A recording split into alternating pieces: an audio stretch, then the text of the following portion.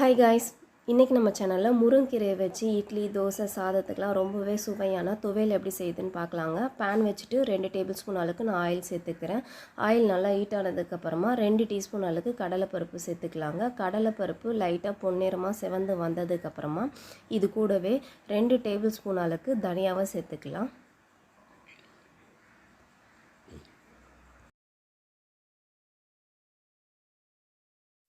ஒரு டீஸ்பூன் அளவுக்கு சீரகம் சேர்த்துக்கலாங்க. சீரகம் நல்லா எண்ணெயில் பொரிஞ்சதுக்கப்புறமா இது கூடவே 5-6 பல் பூண்டு சேர்த்துக்கலாம்.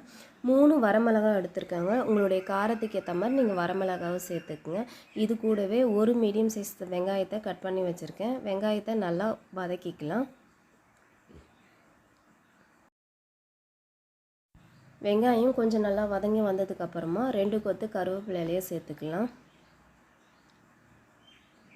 ஒரு மீடியம் சைஸ் தக்காளி எடுத்து கட் பண்ணி வச்சுருக்கேங்க. தக்காளியை ஒரு நிமிஷம் போல் நல்லா வதக்கி எடுத்துக்கலாம்.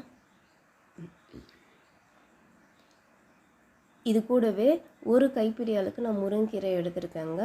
லோ ஃப்ளேமில் வச்சுட்டு ஒரு 2 நிமிஷம் போல் கீரையை நல்லா வதக்கிக்கலாம்.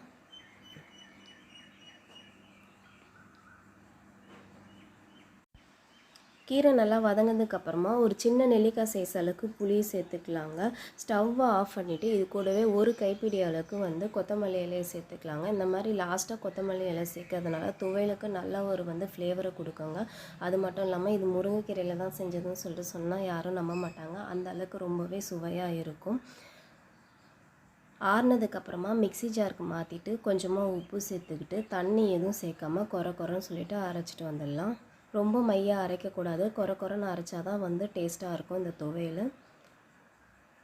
ரொம்பவே சுவையான நம்மளுடைய முருங்கைக்கீரை துவையல் ரெடி ஆகிடுச்சுங்க. இட்லி, தோசை, சூடான சாதத்தோடு சேர்த்து சாப்பிட சொல்ல ரொம்பவே டேஸ்ட்டாக இருக்குங்க. கண்டிப்பாக நீங்களும் உங்கள் வீட்டில் ட்ரை பண்ணி பார்த்துட்டு எப்படி இருக்குன்னு சொல்லிட்டு கமெண்டில் சொல்லுங்கள். வீடியோ பிடிச்சிருந்ததுன்னா லைக் பண்ணுங்கள், ஷேர் பண்ணுங்கள். மறக்காமல் சேனலை சப்ஸ்கிரைப் பண்ணிக்கங்க. தேங்க்ஸ் ஃபார் வாட்சிங்.